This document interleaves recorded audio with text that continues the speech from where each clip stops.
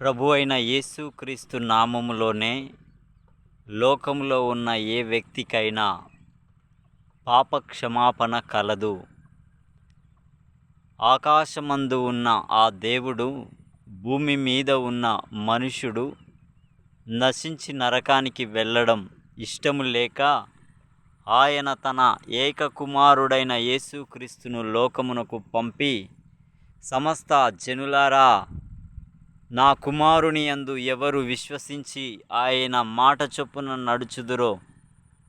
వారి శిక్ష యావత్తు నా కుమారుని మీద మోపి,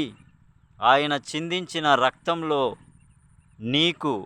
విశ్వసించు ప్రతి వారికి క్షమాపణ కలదని, ఆయన పేరిటనే పరలోక రాజ్యమునకు ఏ ఒక్కరైనా వెళ్ళగలరు, కానీ మరి ఏ పేరిట వెళ్ళలేరు.